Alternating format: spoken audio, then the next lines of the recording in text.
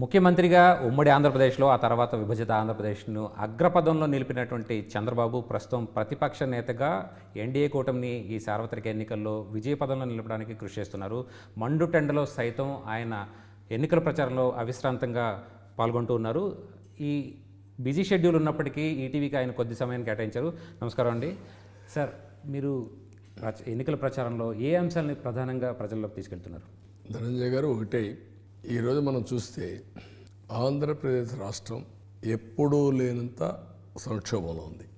అనేక సంక్షోభాలు ఎదుర్కొన్నా కానీ ఇప్పుడుండే సంక్షోభం ఎవరు ఊహించింది.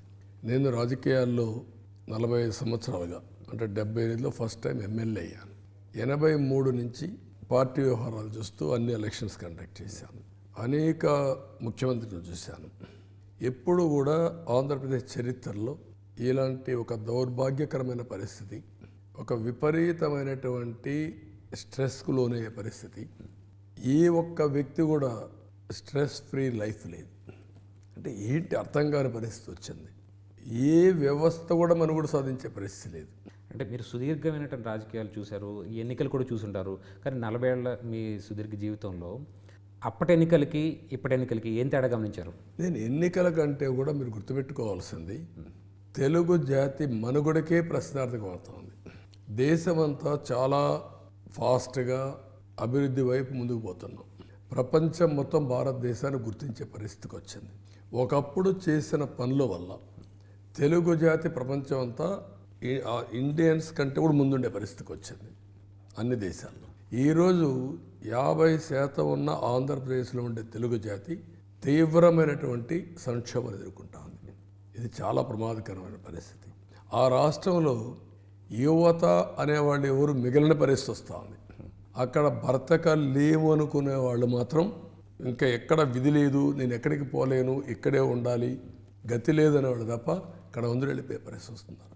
అది చాలా ప్రమాదమైన పరిస్థితి. అంటే గడిచిన 5 ఏళ్ళలో అన్ని రంగాల్లో కూడా విధ్వంసం కొనసాగింది. దాన్ని పునరుద్ధరించడానికి మీరేం చేయబోతున్నారు? మీ ఏమంటారంటే, ఇది ఒక విధంగా చెప్పాలంటే డిఫికల్ట్ టాస్క్, అయితే ఇంపాసిబుల్ కాదు. ఏదైనా సాధ్యం కాదనుకుంటే అది వదిలేసుకోవడం అవుతుంది. కానీ ఇంత మునుపు నేను సంక్షోభాలు చూశాను. ఆ సంక్షోభాలతో ఈ సంక్షోభం తీవ్రమైంది. అట్ ది సేమ్ టైం మనకు వేరే మార్గం లేదు. ఈ రాష్ట్రాన్ని మళ్ళీ ట్రాక్లో పెట్టాలి అంటే దీన్ని, ఈ సంక్షోభాన్ని ఎదుర్కోవాలి. ఇప్పుడుండే పరిస్థితులకు అనుగుణంగా సొల్యూషన్స్ ఎతికి స్టెప్ బై స్టెప్ రాష్ట్రంని రీబిల్డ్ చేయాలి. గతంలో ఎన్నికలు అంటే ప్రతిపక్షాలు ఎదురు చూసేవి, కానీ ఇప్పుడు ప్రజలే 2 ఏళ్లుగా ఎదురు చూస్తున్నటువంటి పరిస్థితి. దీన్ని ఎట్లా చూస్తారు మీరు? అంటే రాష్ట్రంలో ప్రజలు ఒక మాటలో చెప్పాలంటే భయపడిపోయారు.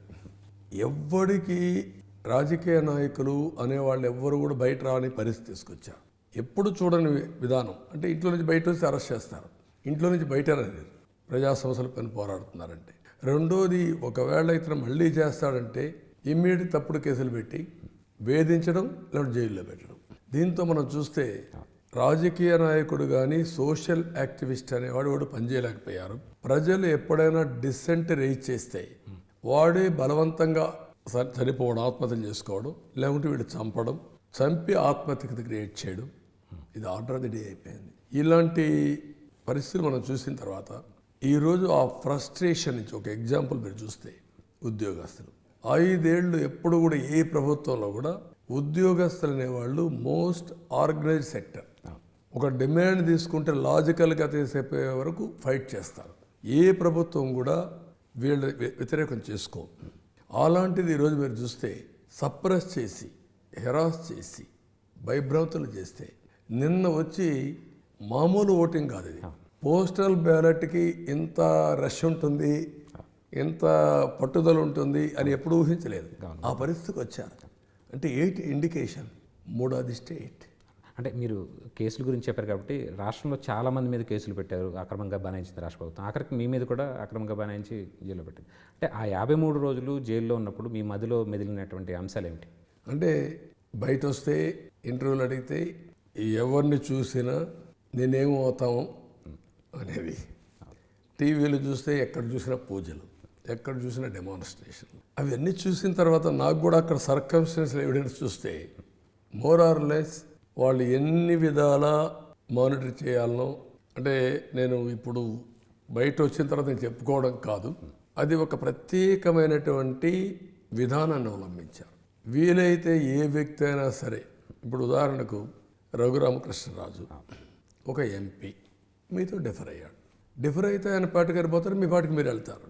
కానీ తప్పుడు కేసు పెట్టి అరెస్ట్ చేసి పోలీస్ కస్టడీలో టార్చర్ చేస్తూ ఆ టార్చర్ని సాక్షాత్ ముఖ్యమంత్రి చూసే పరిస్థితి వచ్చాడంటే ఏమనాలి దీన్ని? ఆ రోజు రాత్రంతా మాకు టెన్షన్. ఒక వ్యక్తిని కాపాడడానికి రాత్రంతా లెటర్లు రాయడం, కోర్టులకు పోవడం, హౌస్ మోషన్ మూవ్ చేయడం, తెల్లవారుతో సుప్రీంకోర్టు ఇన్వాల్వ్ అయ్యి అతన్ని హైదరాబాద్లో మిలిటరీ హాస్పిటల్ పంపించే పరిస్థితికి వస్తే వాళ్ళు కూడా కన్ఫర్మ్ చేశారు టార్చర్ జరిగింది, విపరీతంగా కొట్టారని. ఇంక దీన్ని ఏమంటాం మనం? అంటే ప్రజాస్వామ్య చరిత్రలో, పార్లమెంటరీ డెమోక్రసీలో ఎప్పుడైనా ఒక ఎంపీ కింద జరిగింది? ఎక్కడ నిన్నారా? అది ప్రభుత్వం, ప్రైవేట్ వ్యక్తులు కాదు. That is the biggest challenge. అంటే మీరు ప్రతిసారి చెప్తూ ఉంటారు సంక్షోభంలో అవకాశాలు ఎత్తుక్కుంటారని చెప్పి. అలాగే సంపద సృష్టికి సంబంధించి మీ దగ్గర ప్రణాళిక, మీ ప్రతి వాళ్ళు కూడా సంబోధించేటప్పుడు మీరు సంపద సృష్టిస్తారని చెప్పి సంబోధిస్తుంటారు. అది మీరు మేనిఫెస్టోలో కూడా చెప్తున్నారు. అంటే ఎలా చేయబోతున్నారు? అంటే మీరు గుర్తుపెట్టుకోవాల్సింది ఏంటంటే, ఒక సంక్షోభం ఈరోజు దీన్ని అవకాశంగా కన్వర్ట్ చేసుకోకపోతే వేరే మార్గం లేదు. అది చేసుకుంటామా లేదా అనేది కాదు. సంక్షోభాన్ని ఇది ఒక సంక్షోభం అనుకుంటే నీకు సంక్షోభం నిన్ను చంపేస్తుంది. నువ్వు బయట నుంచి బయట రాలేవు. అది కాకుండా ఓకే ఇది సంక్షోభం, హౌ టు ఓవర్కమ్, ఎట్లా రావాలి బయట. ఒకప్పుడు హైదరాబాద్ కూడా ఇట్లనే క్రియేట్ చేశాం. ఇప్పుడు ఆంధ్రప్రదేశ్ కూడా సేమ్ థింగ్. వెల్త్ క్రియేట్ చేయడంలో ప్రభుత్వం అనేది చాలా కీలకమైన పాత్ర పోషిస్తుంది. ప్రభుత్వం తీసుకునే ప్రతి ఒక్క పబ్లిక్ పాలసీస్ ట్రెమెండస్ ఇంపాక్ట్ ఉంటాయి. Short term, medium term, long term. వ్యక్తిగత జాతి ప్రయోజనాల పైన, సమాజం పైన, పేదరిక పైన అన్ని విధాలు ఉంటాయి. ఇప్పుడు ఉదాహరణకు మీరు ఒకసారి చూస్తే హైదరాబాద్కి ఒక మంచి ఎకో సిస్టమ్ క్రియేట్ చేశాం.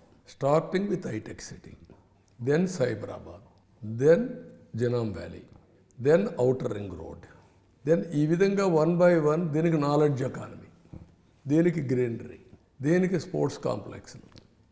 అంటే ప్రతి ఒక్క స్టెప్ బై స్టెప్ ముందుకు పోతూ ఈ ఎకో సిస్టాన్ని బిల్డప్ చేయడానికి ప్రపంచం మొత్తం అధ్యయనం చేసుకొని ముందుకు పోయాం.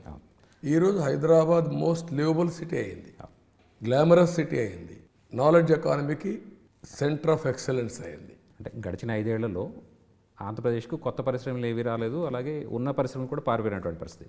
ఒకవేళ కూటమి అధికారంలోకి వస్తే ఆ పరిశ్రమలు రాబట్టడానికి లేకపోతే ఉపాధి కల్పించడానికి మీ దగ్గర ఉన్నటువంటి ప్రణాళికలు ఏమిటి? ఇప్పుడు నేను ఒకటే స్పష్టంగా ఏంటంటే, కూటమిలో బీజేపీ కూడా ప్రధాన పాత్ర.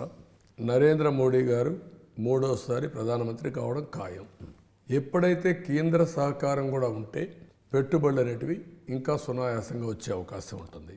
ఈరోజు ఏదైతే వీళ్ళు విధ్వంసం చేశారో అమరావతి, పోలవరం పరిశ్రమ, ఈ 3 రావడానికి అనుకూలమైన వాతావరణాన్ని ఎస్టాబ్లిష్ చేస్తామని పదే ప్రధానమంత్రి, హోమ్ మినిస్టర్ కూడా అష్యూరెన్స్ ఇచ్చారు. అందుకే వాళ్ళు చెప్పింది కూడా మీరు చూస్తే డబుల్ ఇంజన్ సర్కార్, కేంద్రం రాష్ట్రం 2 కానీ సింక్రనైజ్ చేసుకొని పనిచేస్తే మెరుగైన ఫలితాలు వస్తాయని దాంట్లో అనుమానం లేదు. ఆంధ్రప్రదేశ్ అంటే అప్పుల ఊబిలో కూరిపోయింది.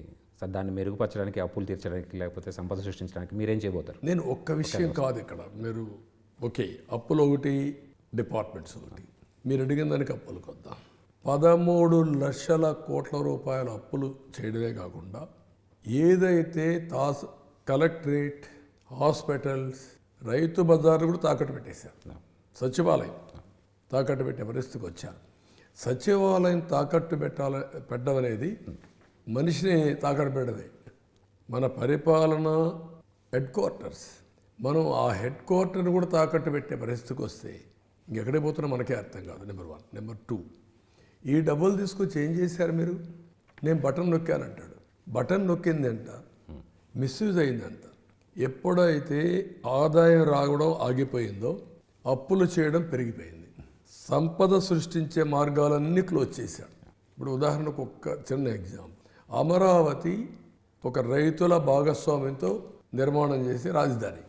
అది మనం ₹1 ఖర్చు పెట్టకుండా అక్కడుండే ఆస్తులనే కనుక ఖర్చు పెట్టుంటే ఒక 3 లక్షల కోట్ల రూపాయల ప్రభుత్వానికి అదనంగా సంపద వచ్చేది. ఆటోమేటిక్గా ఆదాయం కూడా మల్టీఫోల్డ్ పెరిగిపోయేది. 2 యాంగిల్స్లో దెబ్బతినింది. దీన్ని కాంపన్సేషన్ ఏం చేస్తున్నారు? మీరు అప్పులు తీసుకొస్తున్నారు, ఇండస్ట్రీని తరివేశారు. ఇండస్ట్రీస్ తరివేసిన తర్వాత నీకేం మార్గం ఉంది? ఎక్స్పెండిచర్ మాత్రం తగ్గడం లేదు, ఇన్కమ్ ఆదాయం తగ్గిపోయింది, బారోయింగ్స్ తప్ప కుదవబెట్టడం తప్ప వేరే మార్గం లేదు. అదే చేశాడు. ఇప్పుడు కుదవబెట్టడానికి కూడా ఏమీ లేదు, ఆ స్టేజ్కి ఇచ్చాడు. అందుకే ఇప్పుడు అతను ఏమన్నాడు? ఎన్నికల మేనిఫెస్టో ఎత్తిపోయాడు, నేనేం చేయలేనని చెప్పాడు. నేను అది కాదు, నేను సంపద సృష్టిస్తా, ఆదాయాన్ని పెంచుతా, ప్రభుత్వ ఆదాయాన్ని తిరిగి సంపాదిస్తా, వచ్చిన దాన్ని మళ్ళీ సంక్షేమం, అభివృద్ధి, సస్టైనబిలిటీ, సాధికారత సాధిస్తామని పెట్టాం. ఇది సాధ్యం.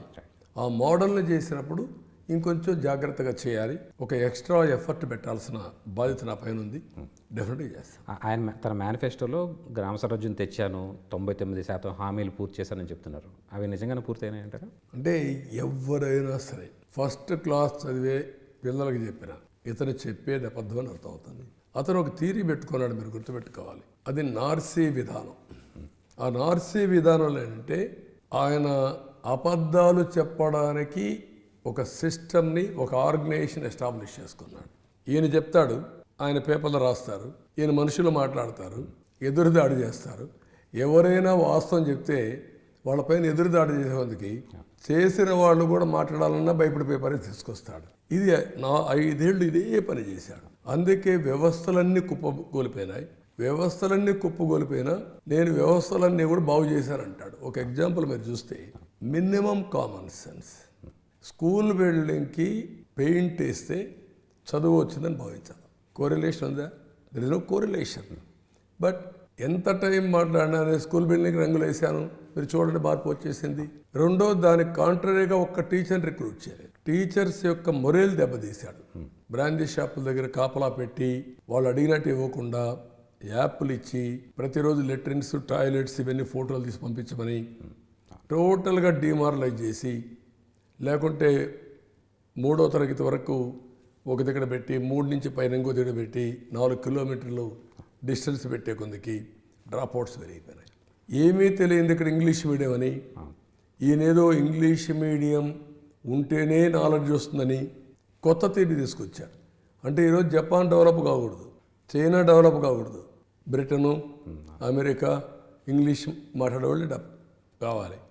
అంటే అసత్యాన్ని పదే పదే పదే చెప్పి వారసత్వాన్ని కూడా నాశనం చేసే పరిస్థితికి వచ్చాడు. సంస్కృతి సాంప్రదాయాల్ని, భాషను కూడా చంపేసే పరిస్థితికి వచ్చాడు. జాతిని చంపేసే పరిస్థితికి వచ్చాడు. అది తప్పు అంటాను. అంటే గతంలో మీరు పాఠశాలలకు వెళ్ళేటువంటి బాలికలకి సైకిల్ ఇచ్చి ప్రోత్సహించారు, చదువుకునేలా చేశారు. ఇప్పుడు మహిళల్లో జనాభాలో సగం ఉన్నటువంటి మహిళలకి ఎలాంటి ప్రాధాన్యం ఇస్తున్నారు, ఎలాంటి ప్రాధాన్యం ఇవ్వబోతున్నారు? మీరు ఒకటే గుర్తుపెట్టుకోండి, నేను కొన్ని రెవల్యూషనరీ థింగ్స్ తీసుకొచ్చాను. ఆడపిల్ల భారం అనే అభిప్రాయం తల్లిదండ్రులు ఉండేది. కొంతమంది అబార్షన్ చేసుకున్నాడు. కాదు ఇది తప్పని ప్రూవ్ చేయడానికి గర్ల్ చైల్డ్ ఇన్సూరెన్స్ స్కీమ్ తీసుకొచ్చారు, ఆడబిడ్డల సంరక్షణ పథకం అని.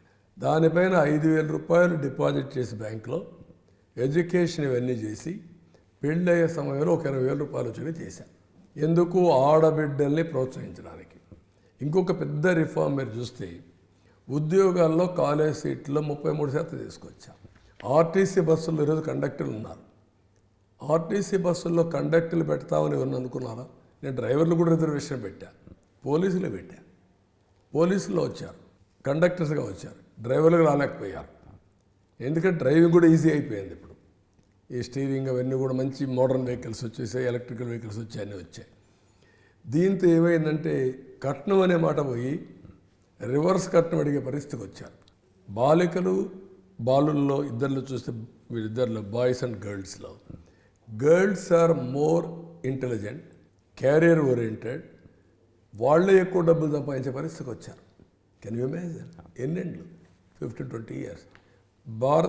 భార్య భర్త ఇద్దరు ఉంటారు, ఇద్దరు ఐటీలో ఉంటారు, డిఫరెంట్ ఫీల్డ్లో ఉంటారు.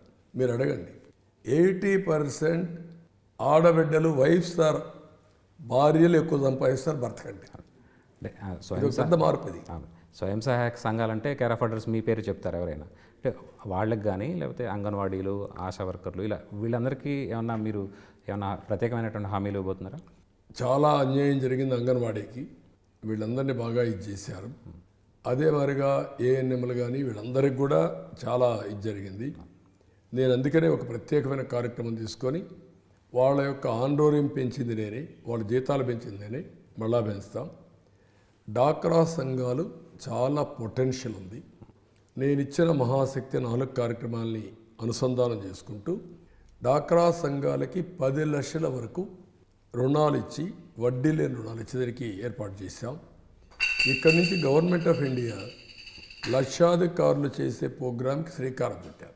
ఆ లక్షాధికారులు చేయడంలో 3 కోట్ల మందిని 5 ఏళ్ళలో చేస్తాను పెట్టారు. కనీసం మన 40 లక్షల కుటుంబాలను ఐడెంటిఫై చేసుకుని చేయగలిగితే it will go a long way. అక్కడే స్కిల్ డెవలప్మెంట్, అక్కడే క్యారియర్ పాత్, వాళ్ళతో కలిసి పనిచేయాలనుకుంటున్నాను. అది చేస్తాం. అంటే రాష్ట్ర ప్రభుత్వంలో ఉద్యోగులు చాలా కీలకం. వారి పాత్ర, ఉద్యోగులు కావచ్చు, ఉపాధ్యాయులు కావచ్చు, వారికి ప్రత్యేకంగా మీరేమి హామీ ఇస్తున్నారు? ఎప్పుడు కూడా ఏ ప్రభుత్వంలో కూడా ప్రభుత్వ ఉద్యోగుల్ని వేధిస్తే, వాళ్ళ యొక్క మనోధైర్యాన్ని దెబ్బతీస్తే ప్రభుత్వ యంత్రాంగం అనేది రాజకీయ నాయకులు పరిపాలన చేయరు. అలాంటి ఆలోచనలు ఉంటే ఎవరికైనా సరే అది చాలా చెత్త ఆలోచన, చెడు ఆలోచన. మేము ఉండేది ఇక్కడ పాలసీస్ నిర్ణయించడం వరకే మేము ఉండేది. మంత్రి ఉన్నాడు, మంత్రి 10th క్లాస్ పాస్ కాడు, ఒక్కోసారి సెక్రటరీ ఐఏఎస్ చేసి సీనియారిటీ ఉండి సెక్రటరీగా వస్తాడు. మంత్రిని గైడ్ చేసే బాధ్యత పాలసీల్లో కానీ, ఎగ్జిక్యూషన్లో కానీ, ఫ్యాక్ట్స్లో కానీ సెక్రటరీది. బిజినెస్ రూల్స్ చాలా స్పష్టంగా ఉంటాయి. అలాంటప్పుడు ఈ యొక్క ప్రోగ్రెస్ జరగాలన్నా, అంటే ప్రభుత్వ నిర్ణయాలను మొత్తం చేయాలన్నా, సమాజానికి ప్రతి ఒక్కరికి న్యాయం జరగాలన్నా 2 ఉన్నాయి ఇక్కడ. ఒకటి రెగ్యులేటరీ, ప్రజల్ని బాధ పెట్టకుండా ఏ పని కావాలన్నా చేయడం. 2 వాళ్ళ సాధికారత కోసం, ఆర్థికంగా పరిపుష్టి రావడం కోసం కానీ ఇవన్నీ చేయాలన్నా వాళ్ళే చేయాలి. ఒక సబ్సిడీ ఇవ్వాలన్నా, ఇంకోటి ఇవ్వాలన్నా, ఇవన్నీ చేయాలంటే వాళ్ళని క్షోభ పెడితే, వాళ్ళు డిమారలైజ్ అయిపోతే, వాళ్ళు సహకరించకపోతే ఏమవుతుంది? అదే జరిగింది ఈరోజు రాష్ట్రంలో. ఫస్ట్ వాళ్ళ మొరేల్ బిల్డప్ చేయాలి. నెంబర్ 2, వాళ్ళకు రావాల్సిన డ్యూ. వాళ్ళు కూడా ఒక ఎన్జిఓ సంస్థ మరి పనిచేయలేరు. వాళ్ళకొక ఫ్యామిలీ, వాళ్ళకొక క్యారియర్, వాళ్ళకొక భవిష్యత్తు. ప్రజల కోసం పనిచేసినప్పుడు అలాంటి వారిని కూడా మనం ఆదుకోవాల్సిన రెస్పాన్సిబిలిటీ ఉంటుంది. అందుకే మీరు చూడండి, ఎక్కడా సరే ఇండియాలో కానీ, భారతదేశం కానీ, రాష్ట్రాల్లో కానీ వాళ్ళ టీఏ కానీ, డిఏ కానీ, పిఎఫ్ కానీ, జీతాలు కరెక్ట్గా ఇవ్వడం కానీ ఇవన్నీ ఉంటాయి. పిఆర్సీ కానీ ఇవన్నీ ఉంటాయి. అన్నిట్లో ఇది చేశాడు. ఇతను చూస్తే నాకు అనిపిస్తుంది, మళ్ళా ఓటేస్తే రివర్స్ పిఆర్సీ పెడతాడు.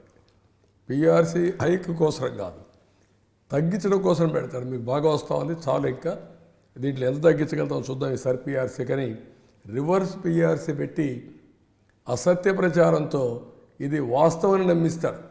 అలాంటి ఫియర్ సైకో క్రియేట్ చేసి 5 ఏళ్లలో యూనియన్ అనేవాడు బయట రావాలి. వాళ్ళు వచ్చి ఏమి ఇవ్వకపోయినా జగన్మోహన్ రెడ్డి జిందాబాద్ అనే పరిస్థితికి వచ్చారు. అంటే వాళ్లకు ఎంప్లాయీస్ తరపున పోరాడడం కంటే ప్రాణాన్ని కాపాడుకుంటే చాలు, జైలుకు పోకుంటే చాలు అనే పరిస్థితికి వచ్చారు. ఇది చాలా దారుణమైన పరిస్థితి. నేను అందుకే అంటున్నాను, పిఆర్సీ ఇస్తా, ఇంటీరియం రిలీఫ్ ఇస్తా, మళ్ళీ ప్రావిడెంట్ ఫండ్ ఇస్తా, బకాయిలన్నీ క్లియర్ చేస్తాం, మళ్ళా మీకు న్యాయం చేసే బాధ్యత, ఈవెన్ అన్ని సమస్యలను అధ్యయనం చేసుకొని విల్ వర్క్ ఇట్. అంటే సామాజిక పెన్షన్ల విషయంలో చాలా వివాదాస్పదం చేసింది రాష్ట్ర ప్రభుత్వం, అసలు వైసీపీ ప్రభుత్వం. అసలు ఈ విషయంలో మీరిచ్చే ధైర్యం ఏంటి వాడికి? అంటే నేను మళ్ళా చెప్పాను కదా మీకు, ఎప్పుడు కూడా చూడండి, ఒక సామాజికంగా ఇచ్చే పెన్షన్ ఇది పెట్టింది ఎన్టీఆర్, ప్రారంభించింది. నేను 200,000 రూపాయలు చేశాను. 10 అబద్ధాలు చెప్పే వ్యక్తి 3,000 చేశానంటాడు. అంటే ఒక అబద్ధాన్ని కూడా ఒక్కసారితో వదిలిపెట్టాడు, చెప్తానే ఉంటాడు. ఆయన దగ్గరుండే అబద్ధాలు ప్రమోట్ చేసేవాళ్ళు కొంతమంది ఉంటారు, వాళ్ళు మాట్లాడుతూ ఉంటారు. కన్ఫ్యూజ్ అయ్యేవాళ్ళు కొంతమంది ఉంటారు. పబ్లిక్ ఏది వాస్తవం అని నమ్మతారు, నమ్మరు, విమర్శిస్తారు, కానీ వీళ్ళ విధానం మారదు. ఇప్పుడు ఈ ఇష్యూలో 2,000 చేస్తే 3,000 5 ఏళ్లలో చేసి ఇప్పుడు ఏమంటున్నాడు, నేను వాలంటీర్స్ ద్వారా ఇంటి దగ్గర ఇచ్చానన్నాడు. అప్పుడు కూడా అవసరమైన వాళ్ళకి వాలంటీర్స్ ద్వారా ఇచ్చాం. ఇప్పుడు నేను చెప్పాను, 1వ తారీఖున ఇంటి దగ్గరనే పింఛన్ ఇస్తాం. నెంబర్ 1. నెంబర్ 2, వాళ్ళు కూడా ముసలివాళ్ళు, వాళ్ళకు కూడా ఆశలు ఉంటాయి. ధరలు పెరిగాయి. Inflation is a continuous process. ఏమాత్రం కూడా లెక్క పెట్టుకోలేదు. ఇప్పుడు నేను 4,000 రూపాయలు ఇస్తాను. పింఛన్ ఏప్రిల్ నుంచి ఇస్తాను, ఇంటి దగ్గరనే ఇస్తాను. బకాయిలు ఉంటే జూలైలో 7,000 రూపాయలు పింఛన్దారులకు వస్తుంది. అదే దివ్యాంగులకైతే 12,000 వస్తుంది అని నేను ఎడ్యుకేట్ చేస్తున్నాను. ఇతను స్వార్థం కోసం ఏం చేశాడు, వాలంటీర్స్ని ఎలక్షన్ డ్యూటీలో ఇన్వాల్వ్ చేయదని చెప్పారు. మీరు ఎన్నోసార్లు చెప్పారు, ఈ వాలంటీర్స్ మేమే నియమించాం, వాళ్ళే మా సైన్యం, వాళ్ళే ఎలక్షన్లో పనిచేస్తారని. అంటే సిగ్గు వదిలి ముసుగు తీసేసి ఈ వాలంటీర్స్ మా మనుషులు అని మీరు డిక్లేర్ చేసి వాలంటీర్స్ ద్వారా బై ఫోర్స్ వ్యక్తిగత డేటా మీరు తీసుకొని ఎక్కడికక్కడ ప్రజల్ని హెరాస్ చేసే పరిస్థితికి వచ్చారు. ఇప్పుడు ఎన్నికల కమిషన్ దూరంగా పెట్టారు. 1,50,000 మంది సచివాలయం సిబ్బంది ఉన్నారు కదా, ఒక వ్యక్తి 40 మందికి ఇవ్వాలి. ఎన్నేళ్ళు పడుతుందంటే ఆ ఊరిలో ఉండే సచివాలయంలో కూర్చున్న వాడికి 2 నెలలు పెన్షన్ ఇవ్వలేరా? వాళ్ళకి ఆథరైజ్ చేస్తే ఆ ఇంటికి పోయి ఎంత టైం పడుతుంది? అంటే దీన్ని శవ రాజకీయాలు చేయాలి. అందుకే ఏం చేశాడు, వాళ్ళందరినీ సెక్రటరీకి పిలిచాడు. పిలిస్తే ఇచ్చాడా? ఇవ్వకుండా చేయడం. కనీసం నీళ్ళు అరేంజ్ చేశాడా? నీళ్ళు కూడా పెట్టకుండా పోవడం. ఆ ముసలి వాళ్ళు రావడం, నీళ్లు కూడా లేకుండా పోవడం, వడదెబ్బ తగలడం, 33 మంది చనిపోయారు. అక్కడి నుంచి చనిపోయిన తర్వాత శివ రాజకీయాలు చేస్తున్నాడు. ఎవడో చనిపోతే ఒక దిక్కడ మనం విజయవాడ పక్కన ఇమీడియట్గా మా ఇంటికి డెడ్ బాడీ తీసుకురావాలనే పరిస్థితికి వెళ్ళిపోయారు. అంటే పిచ్చ పరాకాష్ఠకి వెళ్ళిపోయింది. దెన్ వాళ్ళు తిట్టారు, ఏం బుద్ధి ఉందనేది మీకు, ఆయనకే సంబంధం అని తిట్టే పరిస్థితికి వచ్చారు. అంటే అది అయిన తర్వాత మళ్ళీ నెక్స్ట్ మంత్ మీరు చూస్తే ఎన్నికల కమిషన్ చాలా స్పష్టంగా ఆదేశాలు ఇచ్చింది. ఇస్తే ఈసారి అకౌంట్ లేని వాళ్ళకి బ్యాంకులు వేశారు. అంటే వాడికి ఇంకా ఏమనాలా దీన్ని, ఆ అధికార యంత్రాంగం కూడా నేను చెప్పిన నార్సీ విధానంలో ప్రమోటర్స్ అయిపోయారు వాళ్ళు. ఎందుకు? వాళ్ళ స్వార్థం కోసం. వాళ్ళు ఏదో తప్పు చేసి ఉంటారు, వాళ్ళ జుట్టు ఈ చేతిలో పెట్టుకుని వాళ్ళు బెదిరిస్తున్నాడు, బ్లాక్మెయిల్ చేస్తున్నాడు. వాళ్ళు భాగస్వాములు అయిపోయారు, నేరాల్లో భాగస్వాములు అయిపోయారు. ఇది చాలా డేంజరస్. అంటే సిఎస్ నుంచి దిగువ స్థాయి వరకు ఇలాగే కొంతమంది అధికారులు అక్రమంగా అధికార పార్టీకి అంటకవుతున్నటువంటి పరిస్థితి. వారికి ఇచ్చే సందేశం ఏంటి మీరు ఈ ఎన్నికలు? చాలా స్పష్టంగా చెప్తున్నా, మీ ప్రవర్తన మార్చుకోవాలి. అధికారం ఎవరికి సొంతం కాదు. ప్రజాస్వామ్యం అనేది శాశ్వతం. ప్రజల్ని విశ్వాసాన్ని కోల్పోయే మీ చర్యలు ఎప్పుడు కూడా క్వశ్చనబుల్. అదే మరిగా సమీక్ష కూడా జరుగుతాయి. ఎక్కడికో తప్పించుకుందాం, ఏమైనా చేస్తాం అనే యాంగిల్లో మీరు పోతే, ఎవరిని నమ్ముకొని మీరు ఈ తప్పులు చేస్తున్నారో ఒక ధీమాగా అతను వచ్చి మిమ్మల్ని కాపాడలేడు. ఇంత మునుపు కూడా చాలామంది ఆఫీసర్స్ని జైలుకు తీసుకుపోయిన వ్యక్తి అతను. మీరు ఆ విజ్ఞత ఆలోచించుకోవాల్సిన అవసరం ఉంది. కొంతమంది తెలిసి చేసినా తెలియక చేసినా సర్కమ్స్టెన్స్లో భాగస్వాములైనా అల్టిమేట్గా శిక్ష మాత్రం మీ అందరూ పడిపోయింది. రేపు కూడా ఇదే జరుగుతుంది. జాగ్రత్తగా ఉండమని హితవు పలుకుతాను, హెచ్చరించడం లేదు, హితవు పలుకుతాను. అంటే గడిచిన 5 ఏళ్లుగా వైసీపీ ప్రభుత్వంలో చాలా దుబారా జరిగింది. వివిధ శాఖల్లో అవినీతి అక్రమాలు చాలా బయటపడ్డాయి, వెలుగు చూసాయి. వీటన్నిటిపైన ఒకవేళ మీరు అధికారంలోకి వస్తే ఏం చేయబోతారు? చాలా స్పష్టంగా చెప్తున్నాం, ప్రజాధనాన్ని లూటీ చేసే అధికారం ఎవరికీ లేదు. రాజకీయం ప్రజాస్వామ్యంలో రాజకీయ ముసుగులో, అధికారం ముసుగులో కళ్లకు బైర్లు కప్పి ఇష్టానుసారంగా చేసి నన్ను ఎవడో ఏమీ చేయలేరు అనుకుంటున్నారు. అదే మరి ఒకవేళ అయినా కూడా నాకేముంది, కోర్టు పోతాను, స్టే తెచ్చుకుంటాను, ఏదో గడిచిపోతుంది అనుకుంటున్నారు. అవి జరగవు. మీరు అవినీతిలో సంపాదించిన డబ్బులన్నీ ప్రజా సంక్షేమం కోసం రికవర్ చేసి పేద ప్రజలకు పంచే బాధ్యత మాది. అంటే గతంలో మీరు ముఖ్యమంత్రిగా ఉండ చాలా ఐటీ కంపెనీలు తెచ్చారు, అది ఉమ్మడి రాష్ట్రంలో కావచ్చు, విభజిత ఆంధ్రప్రదేశ్లో కావచ్చు. ఇప్పుడు ఐటీ అంటే అంత యువత అంతా కూడా బయటికి పొరుగు రాష్ట్రాలకు వెళ్ళాల్సిన పరిస్థితి. ఈ విషయంలో మీ మేనిఫెస్టో ప్రకారం మీరేం చేయబోతున్నారు? మీ ప్రణాళిక చాలా స్పష్టంగా నేను ఒక హామీ ఇచ్చాను. ఆంధ్రప్రదేశ్లో చదువుకోవాలంటే సరైన కాలేజీలు ఉంటే అవి కూడా తరివేశాడు. మీరు చూడండి, నేను వస్తానే 11, 12 ఆల్ ఇండియా ఇన్స్టిట్యూషన్స్ తీసుకొచ్చాను. IIT, IISER, NIT, IIM, tribal university, all India institute of medical science, ఇలాంటివన్నీ తీసుకొచ్చాను. అన్నిటికీ ల్యాండ్ ఇచ్చాను, కాంపౌండ్ డబ్బులు ఇచ్చాను, వాళ్ళు డబ్బులు తీసుకొచ్చారు, బిల్డింగ్లు కట్టారు, ఇప్పుడు జరుగుతున్నాయి. అదే సమయంలో ప్రైవేట్ యూనివర్సిటీస్, కంట్రీలో ఉండే టాప్ యూనివర్సిటీ తీసుకొచ్చాం. ఎస్ఆర్ఎం, వేట్, అమృత్, ఇలాంటివన్నీ తీసుకొచ్చాం. ఇవన్నీ కానీ నేను అనుకున్న కొన్ని ఎస్ఎల్ఆర్ ఇవన్నీ పారిపోయారు. ఎస్ఎల్ఆర్ టాటా గ్రూప్ కింద నడుస్తుంది. One of the best institution అది, నో లాస్ నో ప్రాఫిట్. వాళ్ళు అన్నీ రెడీ అయిన తర్వాత వీళ్ళు తరివేసే పరిస్థితికి వచ్చారు. ఈరోజు కొన్ని వేల మంది అమరావతిలో చదువుకుంటున్నారు. చదువుకునే పిల్లలకి కనీసం రోడ్డు వేయకుండా మట్టి రోడ్డు తిరుగుతున్నారు. ఇది దౌర్భాగ్యం. ఇది ఆ రోడ్డు వేరే వాళ్ళు వేయలేరు, గవర్నమెంట్ వేయాలి. ఇలాంటి చాలా జరుగుతున్నాయి. రెండోది, ఇక్కడ చదువుకోలేక వేరే రాష్ట్రాలకు వెళ్ళిపోతున్నారు. మీరు చెన్నైకి వెళ్ళండి, ఆల్ ప్రైవేట్ ఇన్స్టిట్యూషన్సే వెళ్ళాయి.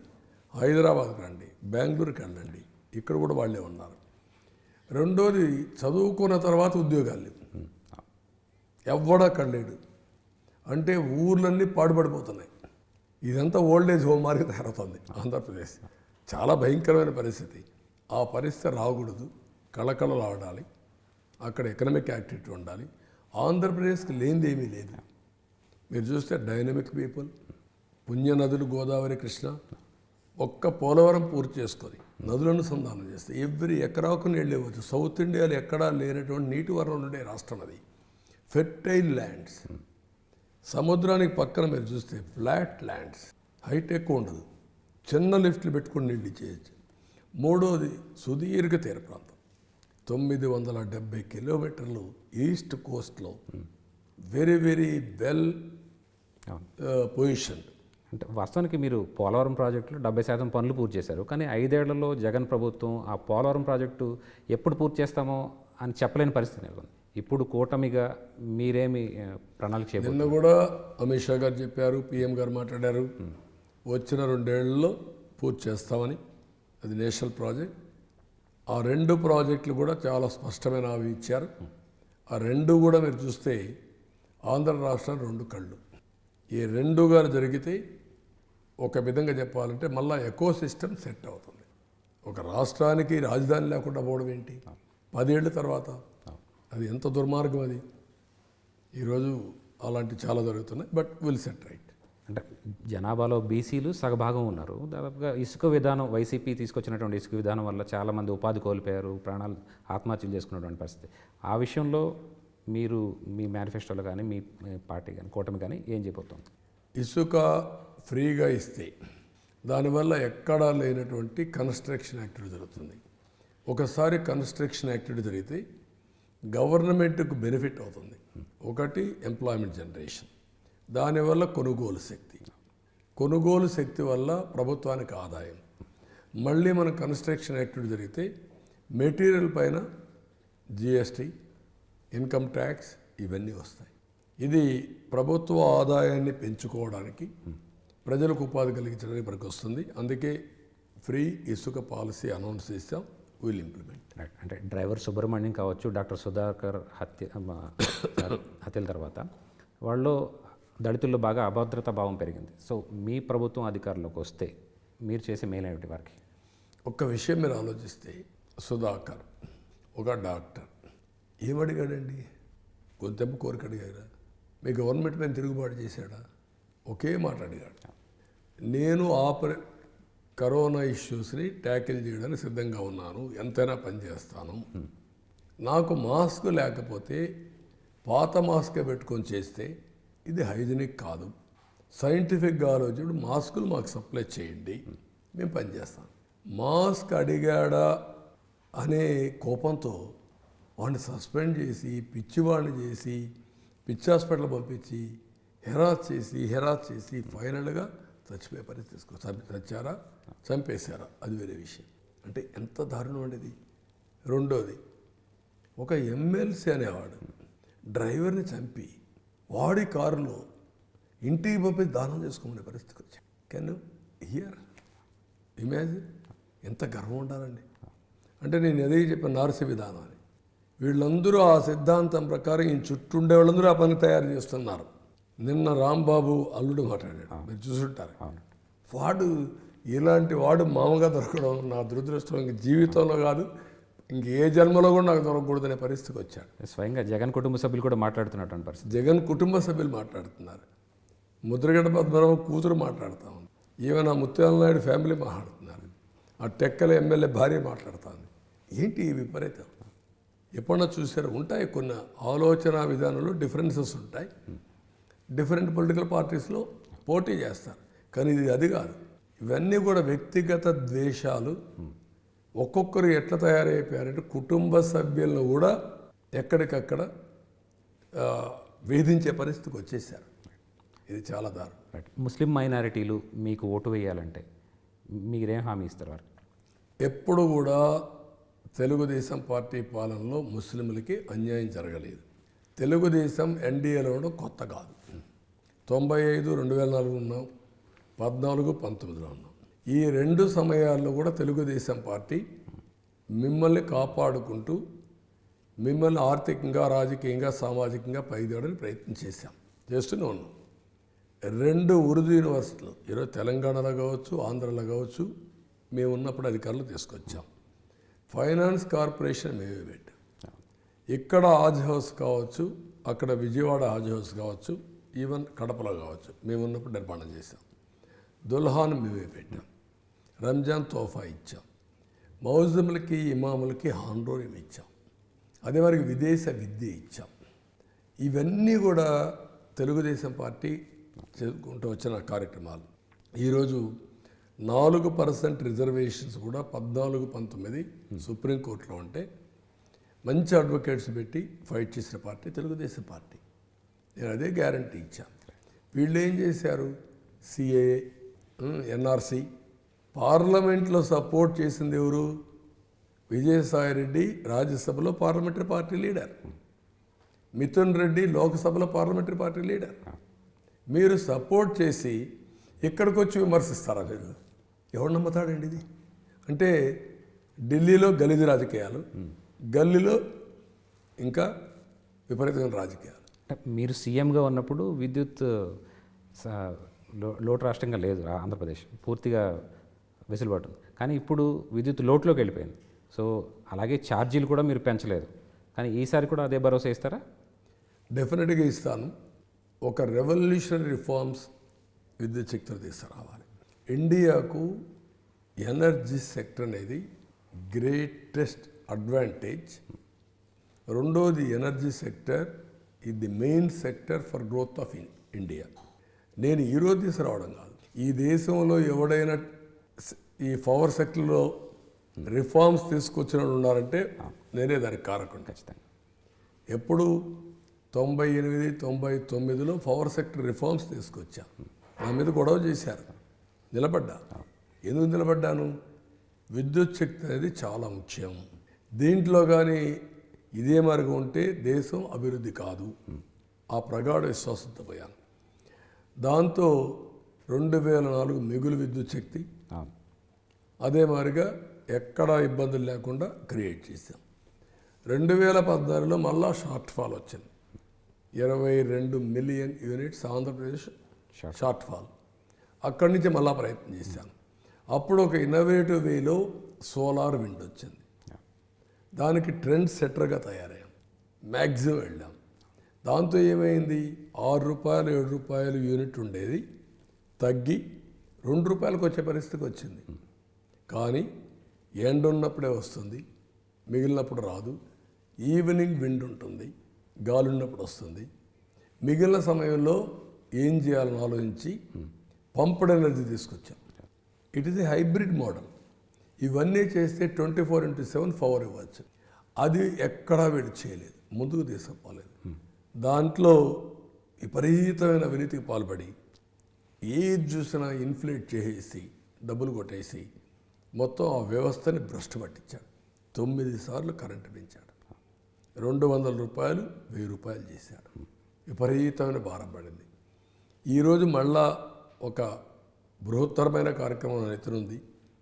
అందుకే నేను రైతులు కూడా ఒక మాట చెప్పాను, మీ పంప్ సెట్కు సోలార్ పంపులు ఆర్గనైజ్ చేసి మా బాధ్యత చేసి మీరు కరెంటు వాడుకోండి, మిగిలింది మీ ఇంటికి కూడా వాడుకుందరు, మిగిలింది గ్రిడ్కి ఇవ్వండి.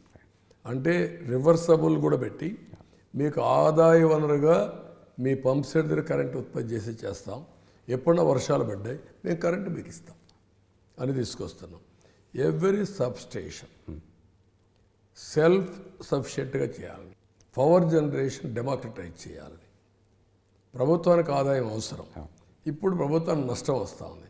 నష్టం రాకుండా చేసి ఏదైనా అవసరమైతే ఎక్సైజ్ డ్యూటీ ద్వారా వినూత్నమైన మార్పుల ద్వారా చేయడం, అల్టిమేట్గా ఎనర్జీ కోసం మేజర్ ఇది అవుతుంది. కాబట్టి దీన్ని చేస్తూనే కాస్ట్ తగ్గించడం. అది ఏంటంటే మ్యాసివ్గా వెళ్ళాలి. మ్యాసివ్గా వెళ్ళాలంటే గ్రీన్ ఎనర్జీ వరకు వెళ్ళాలి. గ్రీన్ హైడ్రోజన్కి వెళ్తే అది ఎక్స్పోర్ట్ వరకు వస్తుంది. మిగిలినంత మనకి ఎంత కావాలో డొమెస్టిక్గా మనం ఉత్పత్తి చేసుకోగలిగితే భారతదేశానికి ఒక పెద్ద అడ్వాంటేజ్. ఎండ, సూర్యుడు పెద్ద అసెట్ ఇది. మీరు కానీ కరెంటు కరెక్ట్గా ఉత్పత్తి చేస్తే ఈ కోల్డ్ దేశాలన్నిటికీ గ్రీన్ హైడ్రోజన్ సప్లై చేయొచ్చు. That is the best solution. దానికోసం పనిచేస్తాం. అంటే వైసీపీ ప్రభుత్వం చెత్త పన్ను వేసింది, ప్రాపర్టీ ట్యాక్స్ పెంచింది. సో వాటి విషయంలో మీరు అధికారంలోకి వస్తే ఏమన్నా ఉపశమనం కలిగిస్తారా? హేతుబద్ధత లేనటువంటి పనులు. ఇప్పుడు లిక్కర్ ఉంది, 60 రూపాయలు రోజులు చేశారు, 200 చేసి ఏం చేశారు? నాసిరకం పెట్టారు, జే బ్రాండ్ పెట్టేశారు.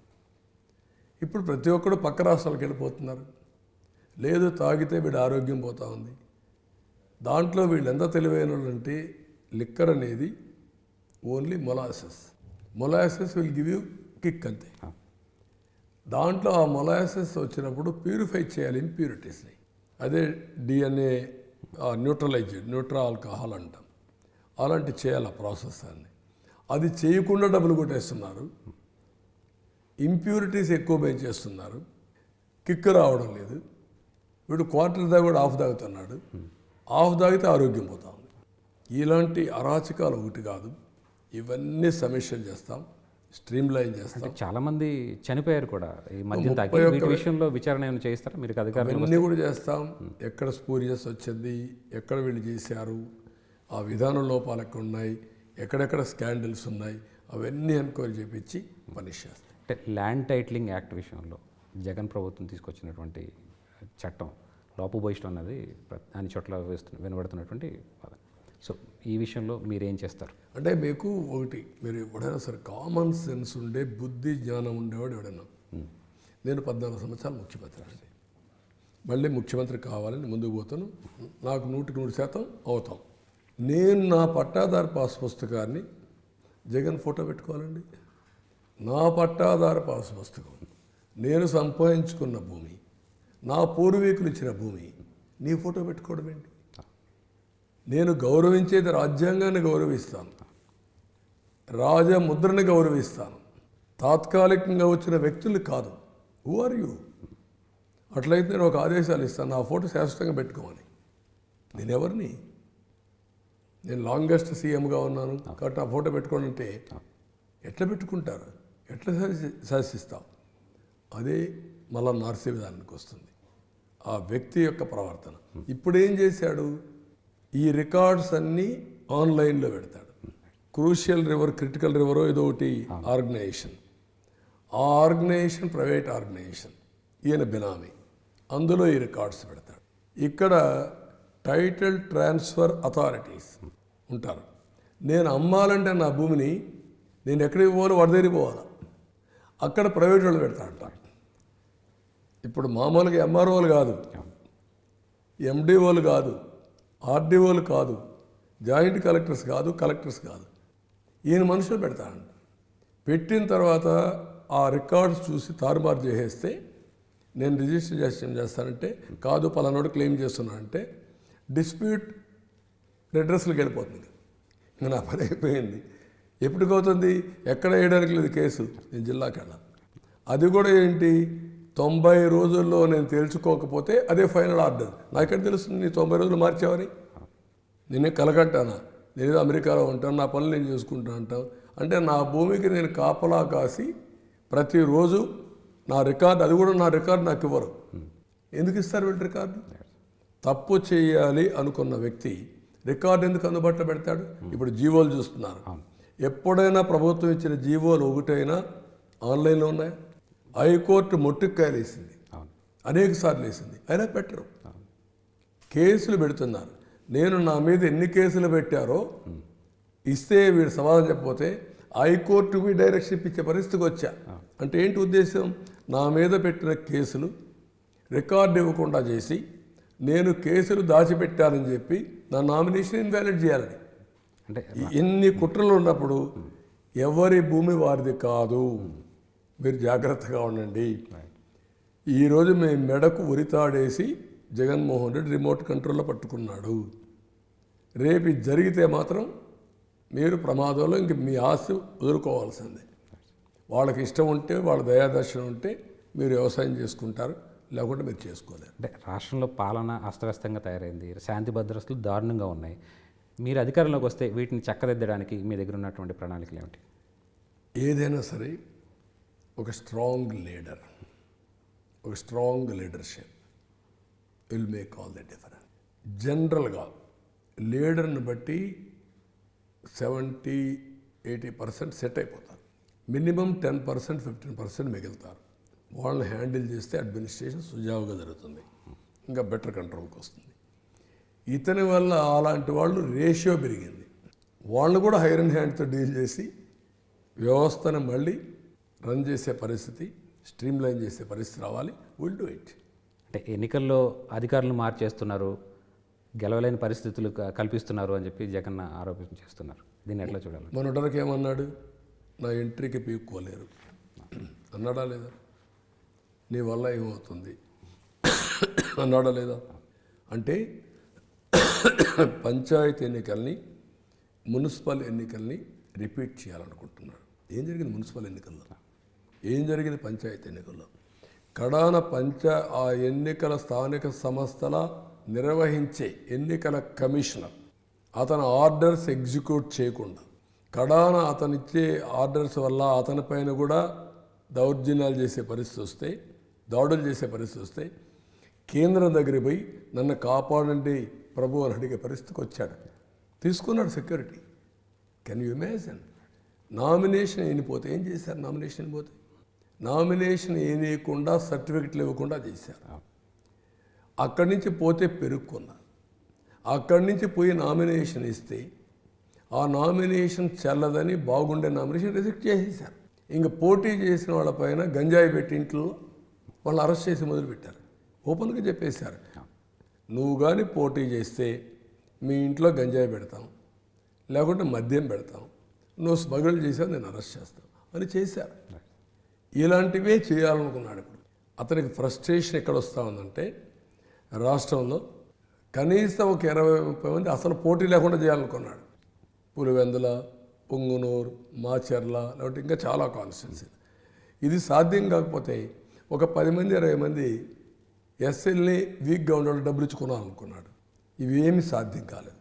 ఇప్పుడు అధికార యంత్రాంగం అనేది ఈరోజు ఎలక్షన్ కమిషన్ వచ్చిన తర్వాత వాళ్ళందరూ పనిచేయాల్సింది ఎన్నికల కమిషన్ ఆధీనంలో, నాట్ గవర్నమెంట్. ముఖ్యమంత్రి అనేవాడు ఎలక్షన్స్ అనౌన్స్ చేసిన తర్వాత రాజ్యాంగ ప్రకారం ముఖ్యమంత్రిగా ఉంటాడు. ఇప్పుడు ప్రధానమంత్రి గారు ఉన్నారు. ఆయన హెలికాప్టర్లో వేరే వాళ్ళు ట్రావెల్ చేయడానికి వీల్లేదు. ఆయనకు ఆ హెలికాప్టర్లు ఇచ్చింది సెక్యూరిటీ కోసం ఇచ్చారు. ముఖ్యమంత్రి కూడా అంతే. ముఖ్యమంత్రి కలెక్టర్తో మాట్లాడడానికి వీల్లేదు, చీఫ్ సెక్రటరీతో మాట్లాడడానికి వీల్లేదు. నేను చేశాను 14 ఏళ్ళు. నాట్ ఓన్లీ జనరల్ ఎలక్షన్స్, ఇది ఆయన ఎలక్షన్. కానీ పంచాయతీ ఎలక్షన్ కూడా మాట్లాడకూడదు, మున్సిపల్ ఎలక్షన్లో మాట్లాడకూడదు, బై ఎలక్షన్తో మాట్లాడకూడదు. ఏం చేసావు నువ్వు? ఎందుకు ఈ పేదరికం నడుస్తున్నా? నిన్నటి వరకు అన్నీ మాట్లాడి నీ అరాచకాలకు అడ్డుకట్టేశారని పడుతుందనే భయంతో నువ్వు ఏమనుకున్నావు? ఆఫీసర్లందరినీ బెదిరించావు, ఉద్యోగస్తులందరినీ బెదిరించావు. నిన్న బాహాటంగా వచ్చా.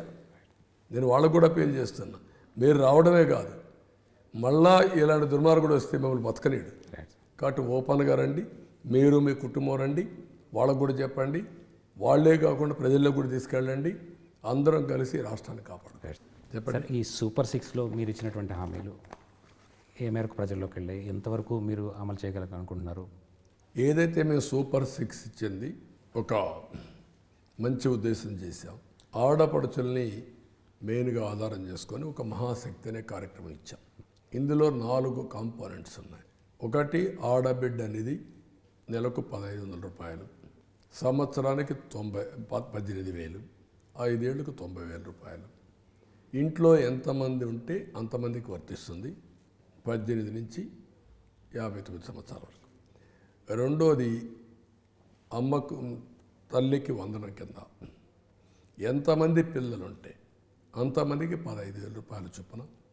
ఒక ఇంట్లో 4 ఉంటే 60,000 వస్తుంది. ప్రతి ఒక్కరిని కూడా చదివించాలనేది తెలుగుదేశం పార్టీ విధానం. దానికోసం ఈ కార్యక్రమం కూడా తీసుకుంటున్నాం. మూడోది, ధరలు విపరీతంగా పెరిగాయి. గ్యాస్ సిలిండర్స్ ధర పెరిగిపోయింది. నేనిచ్చిన దీపం కింద గ్యాస్ సిలిండర్ని వాడడం మానేశారు. ఇప్పుడు వాళ్ళందరికీ మళ్ళా ఒక ఊరట ఇవ్వాలనే ఉద్దేశంతో 3 సిలిండర్లు ఉచితంగా ఇస్తున్నాం. దీనివల్ల చాలా వరకు బర్డెన్ తగ్గుతుంది. నాలుగోది, ఆర్టీసీ బస్సుల్లో ఉచిత ప్రయాణ సౌకర్యం ఏర్పాటు చేయాలని. దీనివల్ల పనిచేసే వాళ్ళకి ఈజీగా కొంతవరకు కంఫర్ట్ వస్తుంది, వెసులుబాటు వస్తుంది. ఎక్కడన్నా తిరిగితే లోకజ్ఞానం పెరుగుతుంది. ఇంట్లోనే పరిమితం అయితే వాళ్ళకి ఈ సమస్యలు ఉంటాయి. కాబట్టి ఇది కూడా అరేంజ్ చేసాం. ఈ 4 కాకుండా డాక్రా సంఘాలకి 10 లక్షల వరకు వడ్డీ లేని రుణాలు ఇవ్వడం, కేంద్ర ప్రభుత్వం తీసుకున్నటువంటి లక్షాధికారులు చేసే కార్యక్రమానికి అనుసంధానం చేయడం. ఈరోజు కేంద్ర ప్రభుత్వం డ్రోన్స్ ఆపరేట్ చేయడం కానీ స్కిల్ డెవలప్మెంట్ చేస్తామని చెప్పారు, అవి కూడా అనుసంధానం చేసుకుంటాం. ఇవన్నీ చేయడమే కాకుండా ఇది ఆర్థికంగా వీళ్ళు పైకి రావడానికి ఉపయోగపడుతుంది. అదే సమయంలో పేదరిక నిర్మూలన వీళ్ళ ద్వారా చేయాలని నా ఆలోచన. అందుకే P3 సంపద సృష్టించడం, P4 పేదరిక నిర్మూలనకు ఉపయోగించే కార్యక్రమం. అదే సమయంలో వీళ్ళ రాజకీయ ప్రాధాన్యత కోసం కేంద్ర ప్రభుత్వం 33% రిజర్వేషన్లు చట్టసభల్లో, శాసనసభలో, అసెంబ్లీలో కానీ పార్లమెంట్లో తీసుకొచ్చారు. దీనివల్ల మహిళలకు ఎక్కడ లేనటువంటి ఒక శక్తి వస్తుంది. 2, యువత. మొదటి సంతకం డిఎస్సి పైన పెడతాం, మెగా డిఎస్సి. 20 లక్షల ఉద్యోగాలు క్రియేట్ చేస్తాం. పబ్లిక్ సర్వీస్ కమిషన్లో ఉద్యోగాలు నోటిఫై చేస్తాం. అదే సమయంలో 20 లక్షల ఉద్యోగాలు 5 సంవత్సరాలు, సంవత్సరం 4 లక్షల ఉద్యోగాలు ఇస్తాం. ఇక్కడ work from home, virtual working కూడా ప్రారంభిస్తాం. అంటే వికసిత భారత్కి వికసిత ఆంధ్రప్రదేశ్ 2 లింక్ చేసుకుంటాం. అదే సమయంలో ప్రతి ఒక్క యువతకి 3,000 రూపాయలు ఆర్థిక సహాయం చేస్తాం. మూడోది, బీసీస్కి ఒక ఎస్సీ ఇది మారిగా అట్రాసిటీస్ యాక్ట్ మారిగా బీసీస్ కూడా తీసుకొస్తాం, వాళ్ళకు ప్రొటెక్షన్ ఇప్పిస్తాం. ఇది కాకుండా బీసీ సబ్ ప్లాన్, మా విధానమే జై హో బీసీ. బీసీలని ఆర్థిక పరిపుష్టి తీసుకొచ్చిన పార్టీ, గుర్తించిన పార్టీ, వాళ్ళకు అన్ని విధాల పైకి తీసుకొచ్చిన పార్టీ తెలుగుదేశం పార్టీ. రిజర్వేషన్లు మొదలుకొని, ఆదరణ మొదలుకొని ఆదరించిన పార్టీ తెలుగుదేశం పార్టీ. వాళ్ళు కూడా తెలుగుదేశం పార్టీ ఒక వెన్నెముక నిలబడ్డారు. ఎన్ని కష్టాలు వచ్చినా, ఓసారి అడ్వర్స్ కండిషన్లో తెలుగుదేశం పార్టీ ఉన్నా ఆదరించిన వ్యక్తులు బీసీలు, నిలబడిన వ్యక్తులు బీసీలు. అంటే ఒక మాటలో చెప్పాలంటే తెలుగుదేశం పార్టీకి వెన్నెముక బీసీలు. అందుకే 1,50,000 కోట్ల రూపాయలు 5 ఏళ్ళలో ఖర్చు పెడతాం. 5,000 కోట్లు ఆదరణలో పెడతాం. 10,000 కోట్లు స్వయం ఉపాధి కోసం ఖర్చు పెడతాం. అన్ని వర్గాలకు చేస్తాం. అదే సమయంలో మళ్ళీ ఏవైతే 34% రిజర్వేషన్ ఉంటే తగ్గించారో స్థానిక సంస్థల్లో అవన్నీ రివైవ్ చేస్తాం. ఇది కాకుండా 50 సంవత్సరాలకే పెన్షన్లు, సామాజిక పెన్షన్లు ఇచ్చే కార్యక్రమానికి కూడా శ్రీకారం చుడతాం. ఇదే సమయంలో వాళ్ళని రాజకీయంగా కూడా పైకి తీసుకొస్తాం. 33% అన్ని పొజిషన్లో రిజర్వేషన్లు పెట్టి వాళ్ళని పైకి తీసుకొచ్చే బాధ్యత తీసుకుంటాం. ఇంటింటికి మంచినీళ్ళు ఇచ్చే కార్యక్రమం 5 ఏళ్లలో 100% చేసే కార్యక్రమానికి శ్రీకారం చుడతాం. మంచినీటి సమస్య కూడా కొళ్ళాయిల ద్వారా ప్రొటెక్టివ్ వాటర్ ఇచ్చే బాధ్యత మాది, అది కూడా చేస్తాం. ఇది కాకుండా ప్రతి అన్నదాతకి 20,000 రూపాయల ఆర్థిక సహాయం చేసి మళ్ళీ ఇంత మునిపించిన సబ్సిడీస్ అన్నీ రివైవ్ చేసి వాళ్ళందరినీ ఆదుకుంటాం. అదే మరికి 80%, 90%తో బిందు సేద్యం, తుంపర్ల సేద్యానికి ప్రాధాన్యత ఇస్తాం. మోడర్నైజేషన్లో ముందుకు పోతాం. ఇంత మునుపు అగ్రికల్చర్ యంత్రాంగం ఇచ్చాం, ట్రాక్టర్లు ఇచ్చాం, హార్వెస్టర్స్ ఇచ్చాం. ఇప్పుడు అన్ని తీసేశారు. మళ్ళీ అవన్నీ రివైవ్ చేస్తాం. ఫార్మ్ మెకానైజేషన్, మళ్ళీ ఫార్మ్ మెకనైజేషన్కి వెళ్తాం. ఎంఎస్పి ఇస్తాం. అదే మరి పంటల బీమా పథకాన్ని రివైవ్ చేస్తాం. ఏ రైతు కూడా ఇబ్బంది పడకుండా సమాజంలో రైతే రాజుగా చేసే బాధ్యత మాది. కౌలు రైతుని, రైతు కూలీల్ని ఆదుకునే బాధ్యత కూడా తీసుకొస్తాం. ఇవి కాకుండా పెన్షన్లో చాలా స్పష్టమైన విధానం తీసుకున్నాం. 4,000 రూపాయలు మొదటి తారీఖున ఇంటి దగ్గరనే డెలివరీ చేసే విధానం తీసుకొస్తాం. అదే సమయంలో దివ్యాంగులు ఉంటే 4,000 నుంచి 6,000 ఇస్తాం. కాళ్ళు చేతులు లేకుండా ఉంటే 15,000 రూపాయలు ఇస్తాం. ఈ విధంగా ఒక స్పష్టమైన విధానం తీసుకొని ముందుకెళ్తున్నాం. ఇవన్నీ చేసి మళ్ళీ ప్రజలను ఆదుకోవడానికి, ఒక మనోధైర్యాన్ని ఇవ్వడానికి, ప్రతి ఒక్కరికి ఈ ప్రభుత్వం వల్ల లాభం ఉంటుంది అనే ధీమా ఇవ్వడానికి ముందుకు పోతున్నాం. అది చేస్తాం. ధన్యవాదాలు సార్.